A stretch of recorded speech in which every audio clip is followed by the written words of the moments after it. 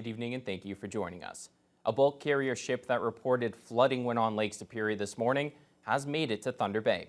The 689-foot Michipicoten reported taking on water near Grand Portage at around 7 a.m. today. The vessel was seen safely in the harbor late this afternoon. Earlier in the day, half of the 22-person crew had to be evacuated from the ship for safety precautions. There haven't been any reported injuries. The Michipicoten was escorted to Thunder Bay by ships from the United States and Canadian Coast Guards. The cause of the flooding is now under investigation. The emergency department in Rainy River is closed and will remain shut down all weekend. The closest Canadian hospital? Well, that's more than an hour away in Fort Frances. The Rainy River Health Center was forced to close its ER just before 6 o'clock Thursday evening, and it won't reopen until Monday at 9 a.m. In the meantime, they're asking anyone in need of urgent medical attention to call 911 or make their way to Le Vendredi Hospital, 90 kilometers to the east. The closure comes as a result of an unexpected staffing issue. Hospital officials say every effort is being made to secure adequate staffing and minimize disruption. Regular hospital services in Rainy River are not currently affected. And we do apologize for that technical issue. Moving on, this week at Queen's Park, Thunder Bay Superior North MPP Lise Vaugeois called out the Premier for underutilizing the resources available at the Alstom railcar plant in Thunder Bay, instead outsourcing to a Japanese corporation. Vaugeois demanded that Doug Ford commit to supporting local content in future contracts. The Minister of Transportation offered a vague response.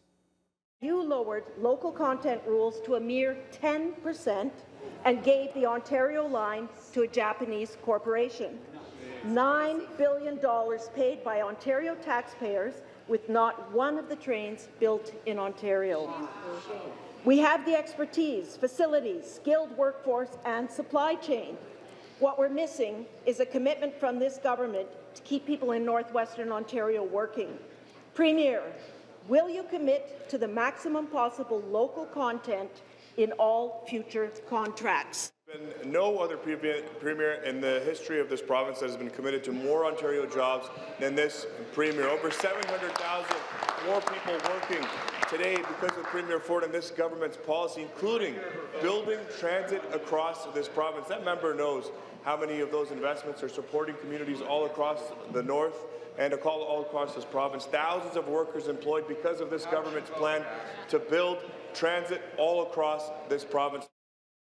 The Greenstone Gold Mine recently celebrated its first pour, and we caught up with the mine's general manager to get his perspective on the significance of the event. Eric Lamontagne says reaching their first gold pour was a huge achievement for the company and the staff. He says they were very proud, with Greenstone municipal leaders and local First Nation representatives present to witness the culmination of 17 years of work. We started this from Premier Coal with the first drill hole in 2007. After that, the drilling was done in 2012. We started engineering in 2013, up to a feasibility study in 2016. After that, we moved it to a permitting agreement with our partner, 2018, 2019. Environment assessment, and construction started in 2021, and we finalized the construction 2024. The mine is now operating 24/7, and Lamontagne says their next milestone will be to reach 60% capacity for 30 days, then 80% as soon as 100%. With the first pour, the first revenues are coming in, and the company can start to offset their construction budget of $1.3 billion US.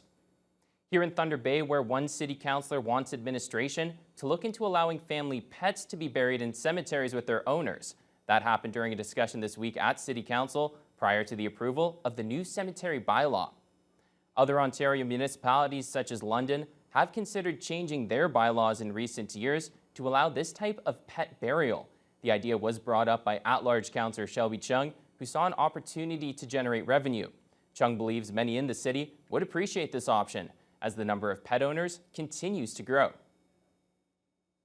Of people owned pets before the pandemic, it's now jumped to 77%, with millennials and Gen Z considering 80% more likely to consider their pet as part of their family.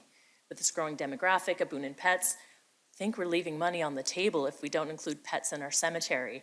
So I'd like to refer this back to administration just to see if there is some opportunity to do that. And my cat says thank you. Administration will bring a report back to council on pet burials in October. Having the knowledge and skills to defend yourself in a dangerous situation. RAD is the title for the Rape Aggression Defense Systems now being taught at Norwest Ontario Therapy. The RAD program is the largest teaching tool of its kind, having helped over 900,000 women internationally since it was created in 1989. It's now available here in Thunder Bay as a hands-on one-day self-defense course. Women get the opportunity to learn the fundamentals of how to safely and effectively block, hit, and kick. Instructor Chad Beaver has been a mental health therapist for 20 years and says that being prepared to defend yourself is a great way to increase confidence, ease anxiety, and deal with trauma. Yeah, I mean, ideally, you never want to use these things, but I tell people, you're never too old to fight because sometimes that's not your choice. But there comes a point where you're too old to fight fair. You always have to be able to fight back. And this teaches the strategies of how to do that. It's a hands-on approach to dealing with anxieties and stresses and fear, and just knowing how to control yourself is a good thing to learn. If I'm walking at night with my dog, I think to myself, oh, maybe I should be more aware of my surroundings, or maybe I should be more alert instead of just trusting so that I can be prepared if something happens. Course information and registration can be found at nwotherapy.com. The library was not a place of silence today, as stories of love, acceptance, and cultural appreciation were read aloud by Thunder Bay drag queens. Library lovers, young and old, came together to share the joy of good books in a friendly space. The room quickly filled with smiles and laughter as the drag queens shared their own fun tales and how they relate to the messages within the books they picked. Like the Pride Rainbow, the stories reflect a spectrum of life experiences that embrace diversity. Having this story time during Pride Month is an extra special way to remind members of the 2S LGBTQIA+ community that they are supported in finding what is their happily ever after. Bringing Storytime to Pride makes sure that the future generations of LGBTQ children are being brought up with as much love and acceptance as we can possibly give them, so that they know that Pride is for them too. When I was a kid, I didn't really see people that represented who I was, and it's nice to be those people and to kind of bring that education to younger people. And I mean, even to some older people who come to Storytime, they get to experience what it would have been like when they were kids to see this. Storytime with T-Bay Drag Queens has a Facebook page and Instagram account to keep up to date on its latest events. All Pride Month events and activities can be found on Thunder Pride's or the Rainbow Collective's websites. Teenage girls in Thunder Bay will be getting the chance this fall to learn about what it takes to be a firefighter.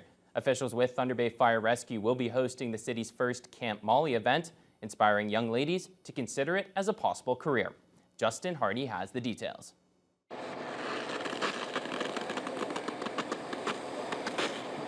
Camp Molly is designed to show young females between the ages of 15 and 18 how viable a career in fire services could be. Named after North America's first female firefighter, the camp travels all over the country working with local fire services to attract more women and girls to an industry that has largely been male-dominated. I think that this is an incredible opportunity, an opportunity that me and Tyler never would have gotten at that age. We didn't have people coming to us in high school telling us that we could be firefighters, so I am so excited that there's a camp and there's people going out there and telling high school girls that this is a career option for them. I think that having diversity, equity, and inclusion in all workplaces is important, but specifically for firefighting, I think having strong women role models in the positions kind of really helps empower young women to feel like they have the confidence to apply and see that they can do this job as well. The camp will bring the girls participating through a variety of exercises, all of which reflect the many branches of fire service like auto extrication and fire suppression.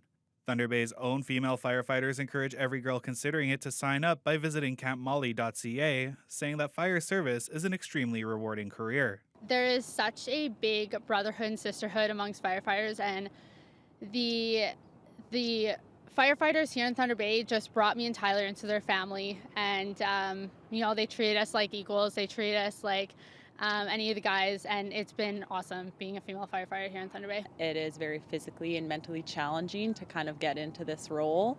Once you're in it, you're continually learning, continually trying to improve and better yourself and complete all the training.